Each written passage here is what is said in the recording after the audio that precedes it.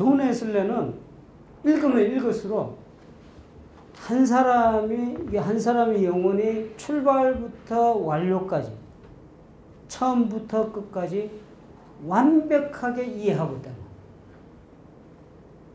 그러니까 어떤 사람이 와서 물을 때, 웨슬리 목사님 내가 이런 문제가 있는데요 했을 때 존 웨슬리는 그걸 적절하게 응답할 수 있는 준비가 돼 있고 시스템을 갖췄다는 거예요. 이렇게 되는데 목회 안 될 수 있겠어요? 그죠? 한번 깊이 생각을 해볼 필요가 있다. 우리 목회 전문가가 돼야 된다 생각. 이거는 몇 가지 스킬을 익히는 문제가 아니에요. 하려면 사람을 이해하는데, 사람의 질병을 이해하는데 해부학도 공부해요. 해부학이 몸의 구조 전체를 이해해야 될 거 아닙니까? 그것만 하는 게 아니고 병리학, 병에 생기는 그 이치들, 원인들부터 시작해서 치유에 이르는 것까지 해서 그런 걸 세부적으로 하더라고요. 그럼 우리도 마찬가지예요. 영적인 해부학이라는 것도 완벽하게 언더스탠드가 돼야 사람을 볼 때 고칠 거 아닙니까? 그런데 존 웨슬리 디비니티 구조 안에는 이게 완벽하게 갖춰져 있다는 얘기. 얼마나 놀라워요, 그죠? 그런데 이거를 가지쳐서 자꾸 신학으로 배우니까 이게 안 보인다는 얘기. 존 웨슬리 갖고 있는 이 놀라운 이 목회적 자원들이 숨겨져 있는 거죠. 예화 말씀하셨으니까 하는 예화 들어야 되겠다. 어떤 사람이 예화하면 딱 나옵니다, 그지? 어떤 사람이 어떤 거지하고 친구였어요. 거지하고 마음이 아주 넓은 사람인데 재산도 많고, 근데 자기가 재산 많다, 또 돈이 많다 이런 이야기를 해본 적이 없어. 거지하고 늘 이렇게 가난한, 아주 거지라고 딱 가난한 사람이야. 근데 둘이는 정말 친한 친구였어. 근데 이제 부자 친구가 멀리 어디로 한 3년간 어디 가게 됐어요. 가만히 보니까 이 저 가난한 친구가 고생이 많겠단 말입니다. 가면서 그 친구 감정에, 자존심에 그 상처를 안 주기 위해서 그 몰래 주머니 안에 귀한 그 보석을 하나를 탁 집어넣고 가요. 그리고 3년 여행을 갔다 옵니다. 근데 갔다 와서 이렇게 보니까 3년 동안 이제 이 부자 친구가 나갔다가 이렇게 와서 상상하기를 그 자기가 전해준 걸로 그래도 팔아갖고 이렇게 잘 지내고 있겠지 하고 봤더니 와서 보니까 여전히 거지 생활을 하더란 말입니다. 그래서 물어봤어. 야, 너 왜 이렇게 지내냐? 내가 갈 때 하나 보물을 너한테 주지 않았느냐? 너 3년 동안 충분히 쓸 수 있는 거 줬는데 왜 이렇게 지내느냐 했더니 네가 나한테 줬어? 이렇게 묻는 거야. 그리고 준 그 주머니에 뒤져보니까 여전히 거기에 그대로 있는 거야. 자, 3년 동안 집어넣고 쓰지 못하고 그냥 지내는 거야. 제 이야기를 왜 드리냐면은 우리가 존 웨슬리 매번 이야기해왔어요. 존 웨슬리 속에서 살아왔어요. 저도 역시 존 웨슬리, 웨슬리안이라면은 웨슬리 공부도 했고, 웨슬리, 여기서 웨슬리안으로서 목회도 했고, 영국 가서 정통 웨슬리안이다 하는 사람들 사이에서 있어 보기도 하고. 그런데 존 웨슬리의 그 귀한, 그 파워풀한 목회를 내가 제대로 활용하지 못했구나 하는 깨달음이 요 근래 많이 듭니다. 정말로 그 속에는 귀한 보물이 있더라고요. 그게 그 디비니티 안에 깔려있다. 존 웨슬리 디비니티는 한마디로 해서 아까 말씀드린 내비게이션이에요. 내비게이션. 근데 우리가 이거를 알지 못하고 있다. 이 내비게이션이 뭐냐? 존 웨슬리 디비니티가 뭐냐? 아까 말씀드렸죠?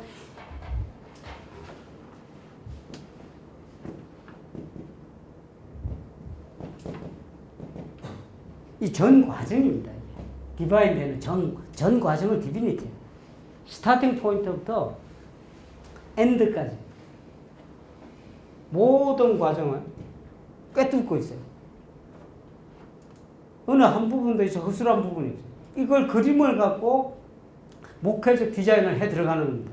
이걸 이해를 하셔야, 디비니티가 뭔가 이해를 하셔야 디비니티에 기초한 목회, 메소디스트 목회 그 플래닝이 이렇게 나오는 거예요. 부분 그게. 이게 뭐냐? 결국 빙 디바인이라는 게 거룩하게 되는 거 아니에요. 거룩하게 되는 거.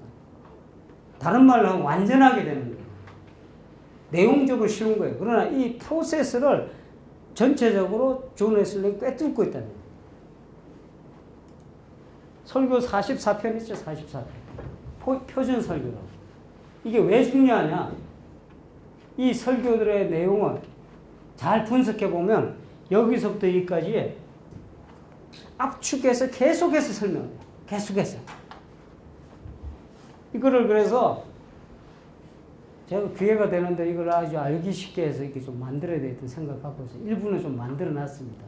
만들어 놨는데 여기에서 스타팅 포인트부터 엔드까지 스타팅 포인트가 어떻게 진행이 되냐면 잘 보십시오. 우리가 모르는 게 아니에요. 이게 다 아는 내용들입니다. 다 아는 내용인데 어떻게 알고 있느냐의 차이예요. 그게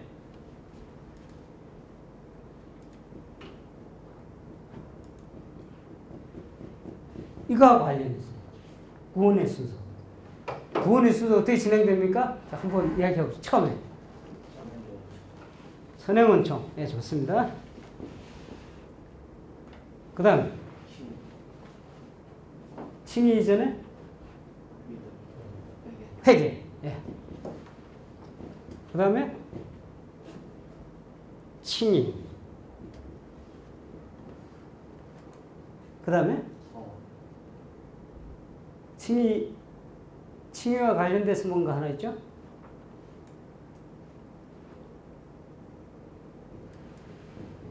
신생. 거듭남이라고 하죠. 요건 좀 이따 설명하겠습니다. 그 다음에 성화. 그 다음에 자, 성화 다음에 완전이 나오죠? 완전 다음에 영화. 뭐 이게 영화 이 차원이죠. 다른 차원이지만 여기까지 갑니다. 이게 존 웨슬리 발명품이 아니죠? 이게 지금 그 전부터 이게 이야기가 쭉 왔던 내용들이에요. 칭의 뭐 이런 구원의 the order of salvation이란 말은 존 웨슬리가 쓴 말이 아니고 그 전에부터 쭉 이렇게 왔다 하는 얘기예요. 이게 일반적인 순서입니다. 근데 존 웨슬리가 왜 이거를 주목을 했느냐면 이게 구원이 흘러가는 프로세스거든요. 프로세스인데 이거를 독특하게 해석을 합니다. 다른 사람마다.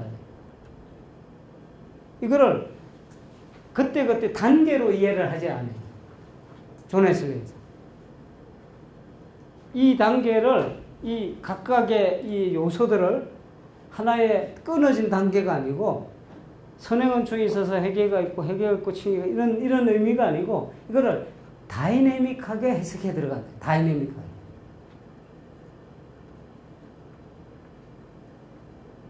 사실은 뭐 선행원총은 위에 은총의 영역입니다. 은총의 영역.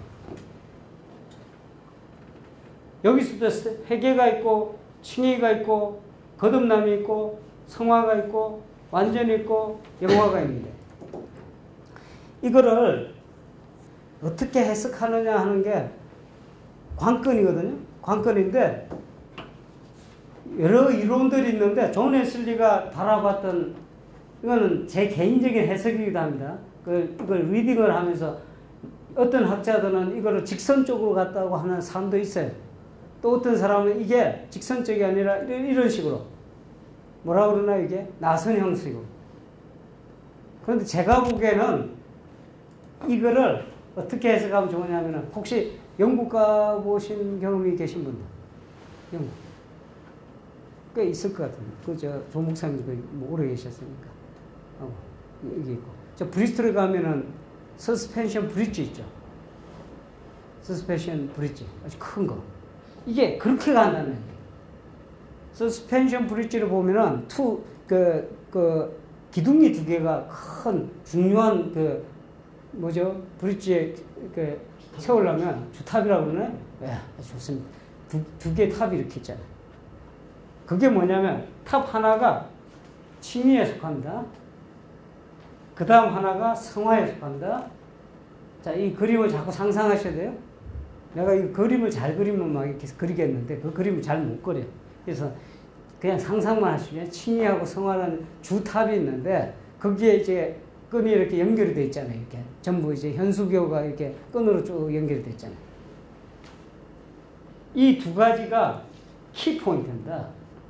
칭의와 성화가. 근데 이게 분리된 게 아니고 같이 그대로 있다는 다리로 형성을. 하나 빠지면 어떻게 돼요? 무너지잖아요. 근데 루트는 칭의에 힘을 너무 많이 줬다. 루트를 극단화시킨 게 뭐냐면 모라비안이었거든. 모라비안. 칭의로 모든 것이 결판이 나는 거예요. 다리 하나만 탁 있는 그런 상황으로 자꾸 전개를 했어. 켈빈 칭의를 이야기하지만 그림을 도표로 그려보면 성화 속에 칭의가 숨어 들어갑니다. 성화 속에 이건 그거는 나중에 뭐 또 여러 가지 뭐 이렇게 논의가 필요하겠지만 성화가 상당히 중요해지죠. 칭의하고 밸런스가 이루어지지 않는다는 얘기예요. 칭의가 없다는 게 아니고 칭의하고 밸런스가 이루어지지 않는 성화 중심의 그런 논리를 갖고 진행이 됩니다. 그런데 존 웨슬리는 바로 이 칭의와 성화를 기가 막히게 밸런스를 만들어냅니다. 칭의와 성화는 사실 성화에 대한 논리는 이미 옥스퍼드 그것도 아우틀러가 만들어낸 용어인데 옥스퍼드 회심이라고 하죠. 옥스퍼드에서 이미 다 형성이 됩니다. 그런데 칭의에 대한 거는 그 뒤에 모라비안들하고 접하면서 자꾸 칭의에 대한 문제에 부닥치거든요. 그래서 여기서 고민을 하는데 존 웨슬리의 지속되는 고민은 뭐였느냐면은 이 양자 사이의 밸런스 문제. 이걸 어떻게 연결해서 두 축을 이루는 현수교, 그 아까 이야기했던 그런 다리를 만들어내요. 근데 존 웨슬리 그걸 만들어냅니다. 그게 존 웨슬리의 목회의 디비니티, 이 디비니티의 핵심이, 디비니티라고 이야기할 때 칭의만을 이야기하지 않습니다. 성화만을 이야기하는 것이 아니에요. 이 디비니티라고 이야기할 때는 칭의와 성화를 양쪽 다 건져내는 것을 이야기합니다. 자, 그럼 다리가 두 축이 이렇게 있고, 이게 두 주 다리가 있고, 그럼 여기까지 인도될 때, 이거를 회계라고 그럽니다. 회계. 이게 입구까지, 칭의 입구까지. 그 다음에, 요 성화까지, 여기에서 칭의와 그러면은 성화가 어떻게 링크가 되느냐는 게 이제 문제가 되잖아요. 이거를 고민하고 결국은 답을 찾은 것이 뭐냐면 1738년 5월 24일의 사건으로 이렇게 수렴됩니다. 계속해서 고민을 해요. 고민하고 하는데 그게 존 웨슬리는 신생이라는 설교 혹시 보셨어요? 존 웨슬리 설교. 신생, 뉴버드라고 하는 그 설교에 보면은 그 고민의 흔적이 나타나면서 이 거듭남에 대한 이 내용을 갖고 이 밸런스를 만들어냅니다. 제가 이 이야기를 왜 드리냐면 여러분 다 아는 내용들이지만 이제 존 웨슬리 글을 읽든지 성경을 읽든지 간에 이 관점에서 한번 다시 읽어보라는 얘기예요. 루트의 눈을 벗어버리고 이렇게 회심하고 확 변해가 이런 게 아니고 이런 관점에서 어떻게 이게 왔다 갔다 하는지. 왜 이게 중요하냐면 목회적으로 대단히 중요해요. 목회적 정말 중요해집니다. 나중에 존 웨슬리의 디비니티가 갖는 목회적 의미 때문에 의미를 살펴보면은 이 내용 자체가 대단히 중요해지는. 조금 지금 전반부는 그래서 좀 딱딱하다고 하는 게 맞습니다. 지금 요 시간까지만 좀 딱딱할 거고 좀 지나면은 좀 이제 목회 현장에 대해서 이야기가 계속 들어가기 때문에 덜 지루할. 그렇지만 이걸 좀 이해를 하셔야 돼요. 디비니티는 이 처음부터 끝까지의 내용을 어느 부분만 이렇게 강조하는 것도 아니고 이걸 전체로 포괄하고 있다 이렇게 생각하셔요. 전체로. 그러면서 이 내용이 어떻게 이루어지냐면은 다이내믹하게 움직이는데 아까 말씀드렸죠. 자, 제일 중요한 거, 여기서 제일 중요한 거, 존 웨슬리에게서 제일 중요한 이 디비니티 이 과정에 제일 중요한 건 뭐냐면 역시 그레이스의 문제입니다. 그레이스. 주도권이 그레이스에 있어요.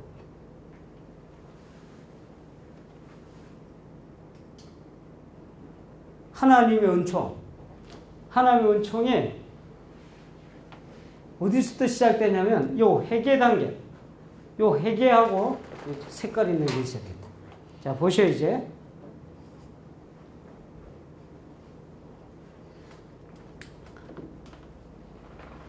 회개에 인도하게끔 하는 은총이 우리가 뭐라고 합니까?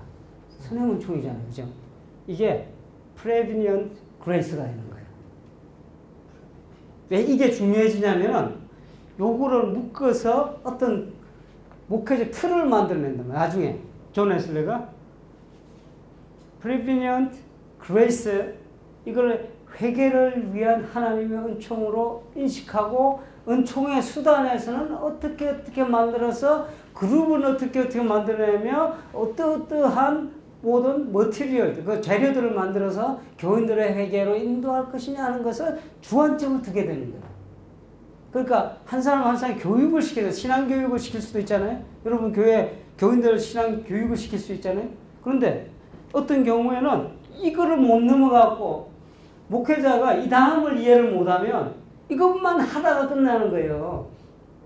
돌파를 해야 돼. 좀 교육 전공하신 분은 이 돌파에 무슨 의미인지 알아요. 이게 그레이주얼로 이게 성장한다고 그러잖아요. 신앙이 성장해야 될 거 아니에요.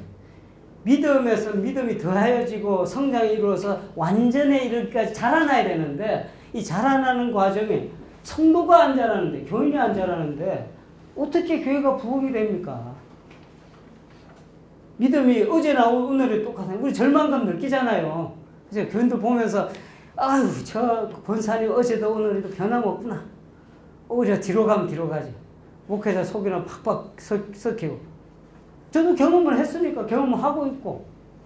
그러나 존 웨슬리 이 프로세스에 따르면 이걸 완벽하게 돌파할 수 있는 시스템을 만들어내고 있다. 프레비니언트 그레이스가 회개에 이르기까지 작동을 하는 은총이라면 그 다음에 뭐가 있겠어요? 칭의가 있겠죠. 칭의의 은총. 그 칭의의 은총이라 부릅니다. 은총 이름. The Grace of Justification. 칭의의 은총이 있어요. 흥미로운 거는 요 단계.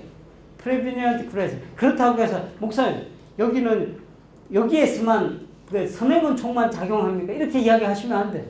은총은 똑같아요. 그러나 하나님께서 역사하실 때 모양새를 달리한다. 모양새. 사람마다 이렇게 접근하는 거예요. 요럴 때 존 웨슬리가 참고적으로 이제 나중에 말씀드리겠지만 참고적으로 하나 말씀드리면 요 단계에서 존 웨슬리가 가장 선호했던 목회적 방법이 뭐였을까? 회개를 유도하는. 사람들이 회개를 해야 칭의의 은총 앞에 이렇게 안내될 거 아닙니까? 그죠? 그러니까 회개가 뭐다, 칭의가 뭐다, 성화가 뭐다 이거는 제가 일일이 설명드릴 수가 없어요. 지금 여러분 아시는 그 내용을 바탕으로 해서 좀 깊게 한번 연구를 하셔야 돼요. 아까 말씀드렸지만 한 사람의 그 영적인 상태를 전체적으로 통괄적으로 파악하기 위해서는 해박한 지식이셔야 돼요. 이게 영적 해부도입니다. 우리 영적 해부도이 너무 약해.